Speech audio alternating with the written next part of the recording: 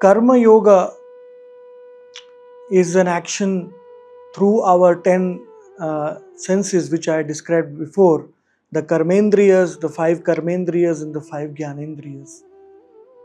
The senses from which we receive knowledge and senses through which we act. And that karma results in many different kind of reactions. So we studied Kuta, Bija, Prarabdha and Aprarabdha, the seed of karma, then a little bit sprouting of karma, then the repercussions of karma, and the fourth is the reactions which we get of our actions, Prarabdha karma. So the caterpillar, we see the caterpillar, it hides itself in a cocoon and struggles, and it has a lot of pain,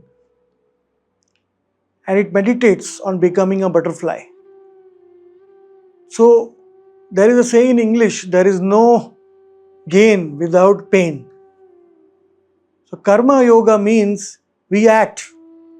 Yoga karmashu kaushalam. Kaushalam means kushala.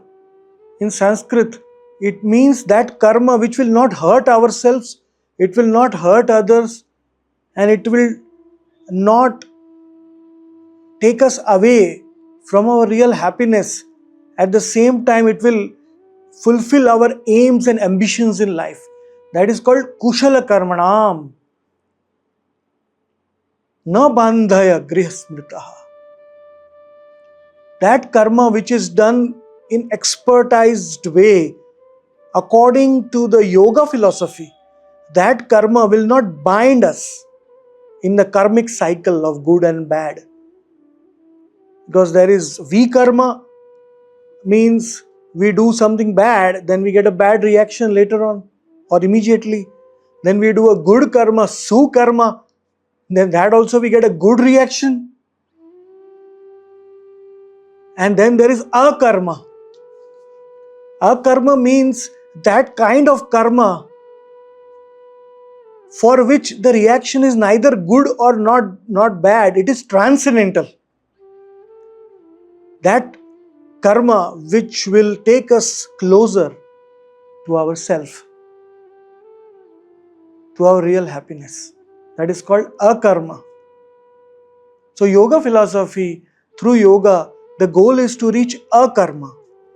Because just like we have to suffer the reactions for our bad karma, because every action has an equal and opposite reaction according to Einstein.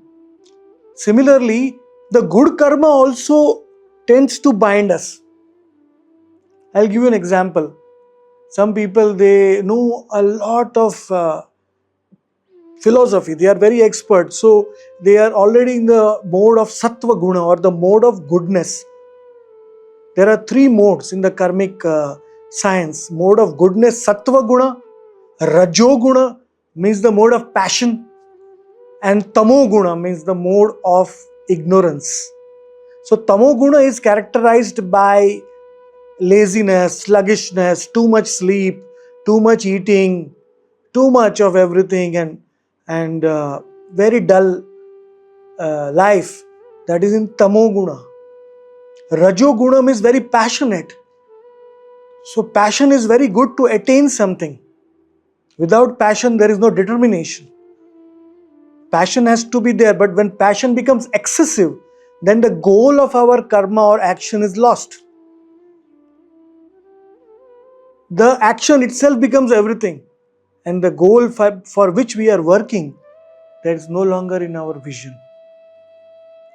And the third is sattva guna. Sattva guna means patana, pathana, yajana, yajana. Sattva guna means to acquire knowledge, to live a very sattvic life, very noble life. In sattva guna, like the present day, for example, the vegan movement, they want, because of their compassion for animals, they don't want to eat. So that is sattva guna. So Sattva Guna also has a chance to bind you, because there will be pride. Oh, I am very following very nicely. I am a very pure person. I am a very noble person. Like kings and nobles, they also become proud. So the karmic cycle is to come about these three nirguna, to become nirguna. And that is the philosophy of yoga, philosophy of akarma. So there is no reaction for our actions, whether good or bad. You may ask, what is the problem? If there are good reactions, then what is the harm in that? I'll give you an example from the Vedas. There was a king known as Nriga. He was donating lots of cows. And because of that, accumulating so much piety, because of donating those cows, he got a lot of opulence in life. And very long lifespan. And because of that, he felt not satisfied.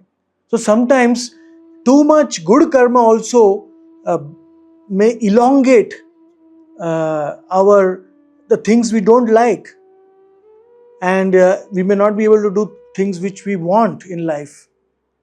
There was a yogi known as Dhruva.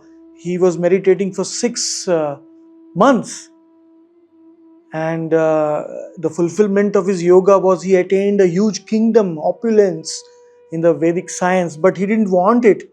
He wanted to be in meditation. So then he was like thinking, why did I ask for it in the beginning of yoga? So sometimes even the good actions and the good reactions can sometimes not be making us happy, because to satisfy ourself, we need something which is more subtle.